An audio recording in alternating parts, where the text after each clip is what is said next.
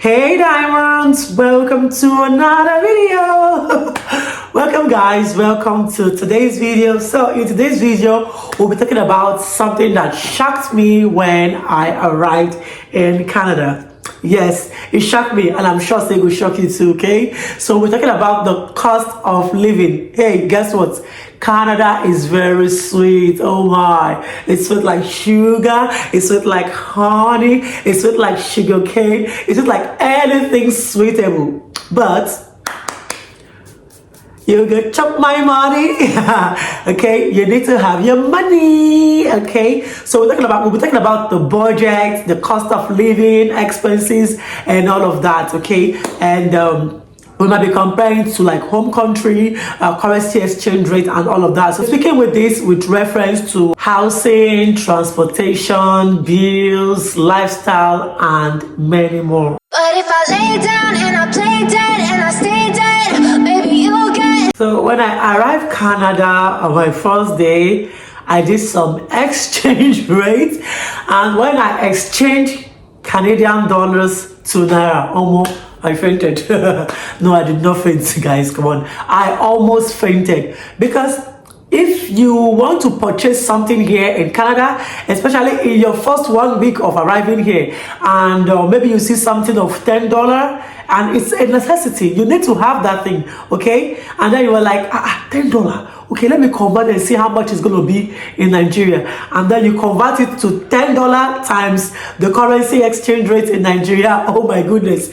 You will scream and you will end up not even buying anything in Canada. And that's not possible because you need to live here. You need to survive here. So you need to spend money.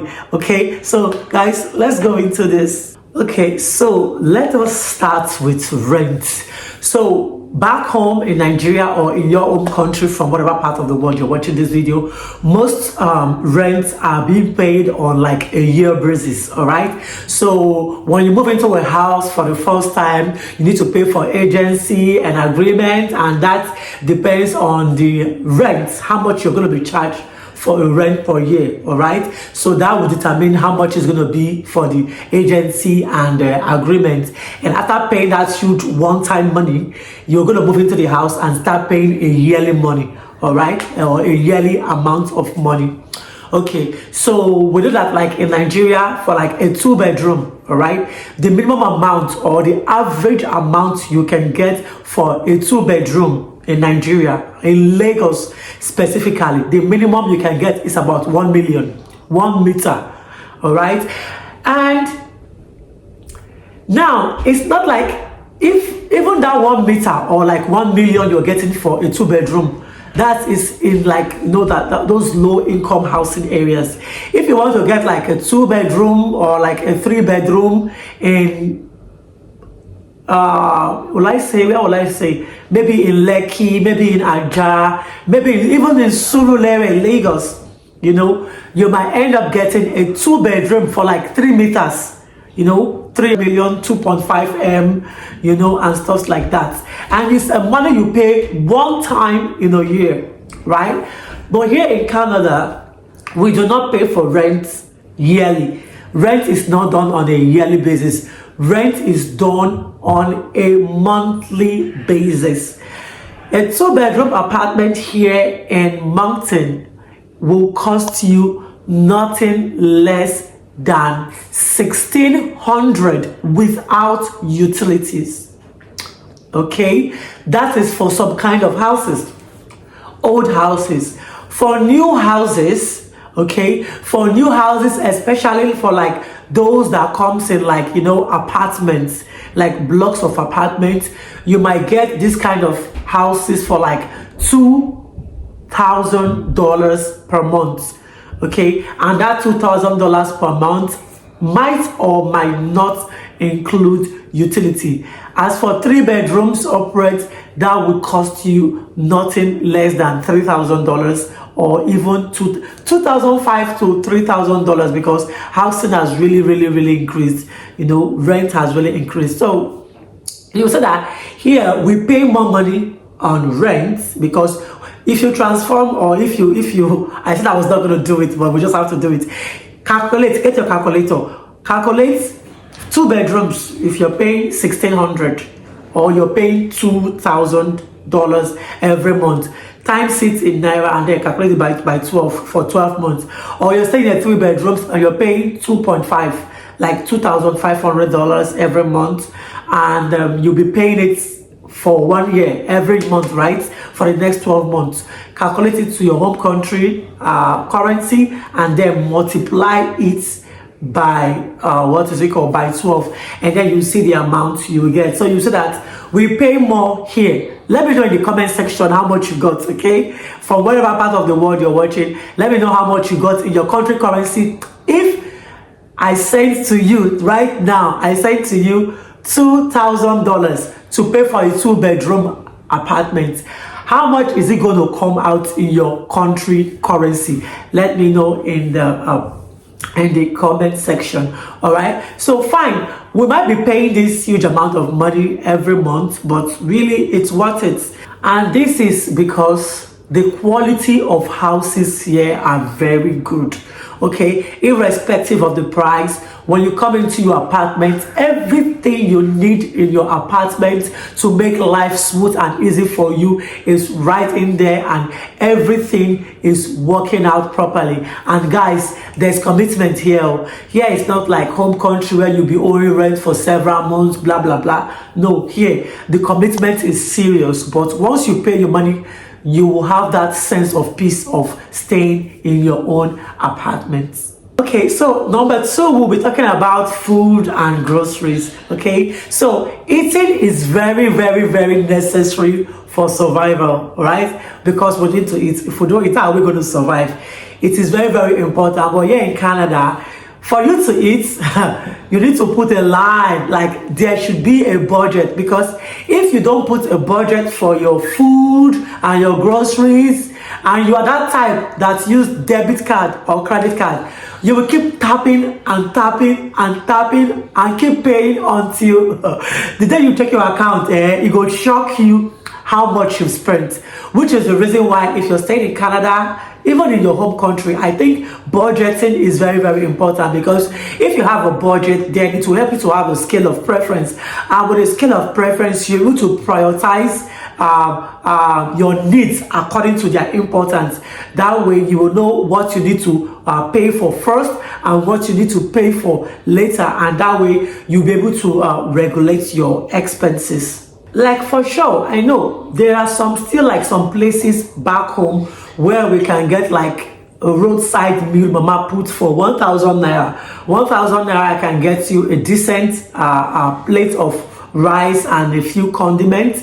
Here in Canada, a decent plate of food will cost you nothing less than a minimum of $15 to $17 for one meal. And you can also check again how much is $15 to $17 in naira. I said I'm not going to check this, but I keep going back to check it. The reason why I say this, because I just want you to be able to check and see the exchange rate stuff.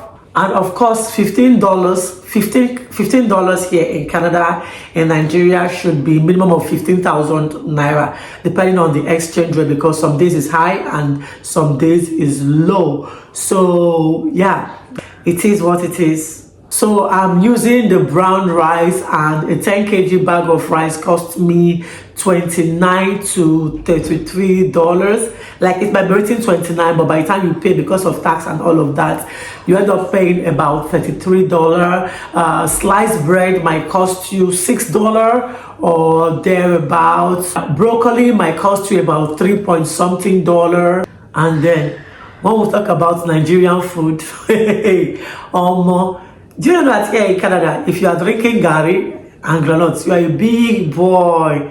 If I come and visit you in your house today and I see you eating fried rice, or and I see you eating gari, it is you that is eating gari that I want to follow and eat, because gari is an essential commodity here in Canada. Or is it egusi? Is it ogbono? Is it crayfish? Is it maggi? Those ones are hot cake. Let me not even go to the prices of those ones. Okay, so now we're going to talk about transportation. So in Nigeria, we have keke and we have buses.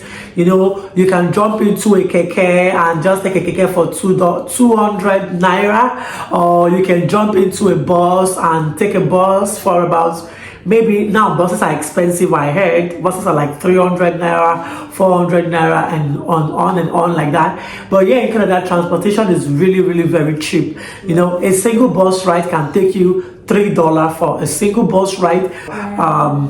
You have the right to ask for a ticket, which is going to transfer you. That's a transfer ticket to another bus. Okay, so it means with one ride, as long as you have a transfer ticket, you can use it for all of your journey until you get to your destination. Or better still, you don't want to use the bus card, which comes in the daily $3 pass. You can decide to go for the monthly bus pass. For students, it's $56, and for non-students, it will cost you $76. If you're driving a car, just know that you need to get insurance on your car, and the minimum insurance you can get on your car on a monthly basis is about $100, and then you need to buy your gas depending on how you drive your car. Gas is really very cheap here in Canada. Trust me guys, transportation is very reliable, smooth, beautiful, and very peaceful here in Canada. Next time I list, we're talking about number 4, and number 4 is all about utilities. Hey, utilities here in Canada and utilities back home. Okay, so utilities here in Canada, it depends. Sometimes the energy people charges more, like recently. So actually it depends. Some houses here in Canada, the houses are like all inclusive. So when you're paying for your rent, it's all inclusive as a fixed amount, irrespective of the fact that you are on the light all the time, or your kids are opening the tap all the time, water is wasting, blah blah blah. It's always advised for me, if you have young children, it's always good to go for a house that is inclusive, you know, because of electricity wastage, you know. But if you're staying in a house that is not inclusive, your lights, your bulb needs to be off at all times, only at night. When there is cold, you be careful with how you use the heater. When you're showering, you be careful of how you use the water. When you're washing plates, you be careful. You just want to be careful because you don't want your utilities to be high. But on the average, the utility that comes every month is about 250 or 300 at the average. You might get higher, you might get lower, but the average utility here in Canada is about 250 to $300. And then for Nigeria or outside of Canada, utilities from NEPA, if we're using Nigeria as a case study, I think there are some apartments in Nigeria, they get their power, their energy directly from NEPA, like they need to pay something amount. When the bill comes, you need to pay. And then other places, they use them. What's this one they called? It's the card. You know, some use the card and some use the meter. So the card is like prepaid, right? You get power based on what you pay, like a prepaid, and they also have the one that you use the bills and then it comes back. I also heard that utilities has also increased as well in Nigeria, as now I heard that some people are paying over 40,000 naira per month on electricity. Okay, so finally we're talking about lifestyle and entertainment. Of course, all work and no play make diamonds a dull girl. All work and no play makes you my precious diamonds, dull people. So for lifestyle, so if you decide you want to go to the cinema to watch a movie ticket usually costs about $15, but there are special days like here in New Brunswick. If you want to go watch a movie on a Tuesday, it's $6. So if you know Tuesday works for you, you can decide to save up that day and pay $6 and go watch any movie of your choice. We have nice, beautiful parks here in Canada. You go into the park with your family, friends, and children. It's all for free.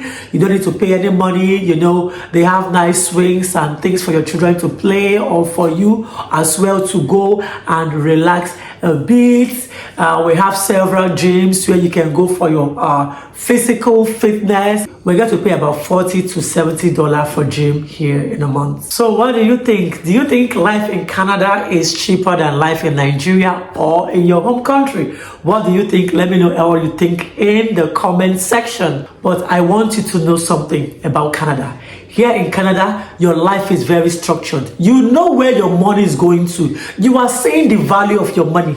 You are seeing what you're paying for.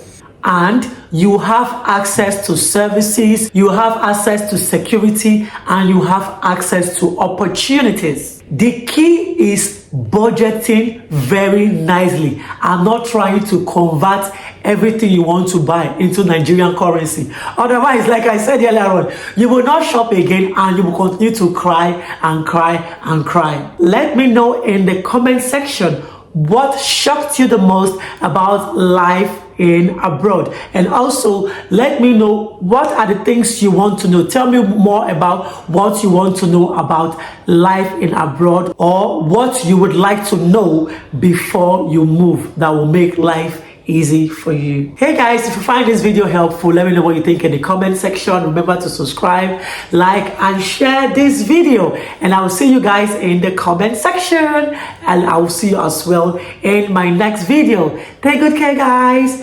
Bye. But if I lay down and I play dead